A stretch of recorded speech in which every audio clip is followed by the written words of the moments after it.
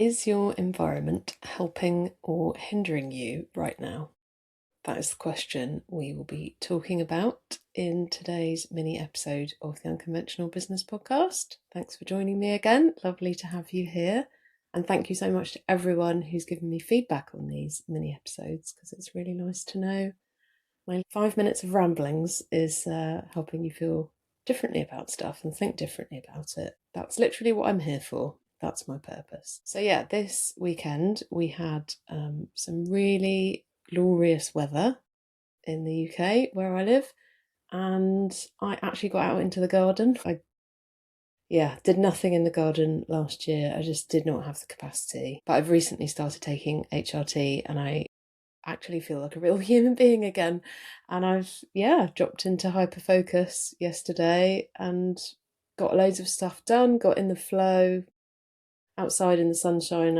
I felt like I actually had capacity to do it, which was lovely. So I went hard at it, obviously. Lovely bit of ADHD, all or nothing, and I ache a bit today, but it was just so gloriously satisfying. One of the things I did, which I suppose is technically gardening, but not really, was I repotted all my houseplants. They've had a couple of years of being stuck in the same container, and some of them were so pot bound, I actually apologised to them. I felt really guilty. And it just made me think, how often do we check in on, is our environment serving us? Is it helping us or hindering us? And these poor plants, they were making the best of the situation, and their little roots were going round and round the pots and not finding any space to grow.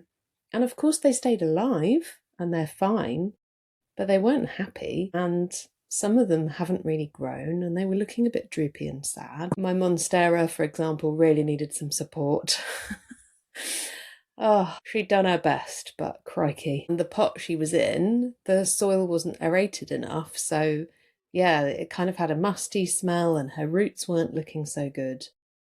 So I put her in a bigger pot, better drainage, and gave her some support, like a stick to tie her to, and she looks a lot happier. Trimmed off some of the sad looking leaves, and it just made me think, we can stay alive, we can survive, we can, breathe oxygen and eat and go to work and do the things, but to really thrive, to blossom, to flower, to stretch and grow and see what we're capable of, sometimes we need a different environment.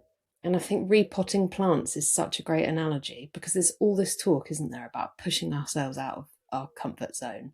Everything is about leaping outside your comfort zone and challenging yourself. Yet, if you are neurodivergent, or like me, perimenopausal, you're a sandwich carer, or you have kids or pets, or chronic illnesses, also like me, if you've got other demands on your time and your energy and your life, or, you've got sensitive nervous system, maybe CPTSD, something like that, any of these things, sometimes challenging yourself that much and leaping outside of your comfort zone, it's too much and it triggers your nervous system and it can send you backward, not forward. And so what I like to talk about with my ADHD business coaching clients is this idea of nudging your comfort zone. And it's exactly like how you can't repot a plant in too big a pot too quickly. You have to maybe get the next size pot that's just, they're in this size pot, and then you get this size pot, but you don't put them in this size pot straight away, because they will struggle. And it's exactly the same with us. So rather than thinking I need to leap into a bigger pot, what is that next size up? What is that slight nudge to your comfort zone? And also think about the environment you're in right now. Do you need repotting? Is your pot serving you? Are you pot bound, or are you okay in there?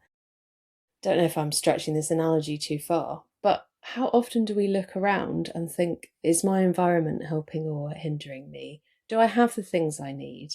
Is my house stressing me out because it's too cluttered? Do I need to just shove everything in boxes and put it away somewhere? Think of yourself as a plant this week. Am I getting enough daylight, sun, water, feed? Like my monstera, am I smelling a bit musty?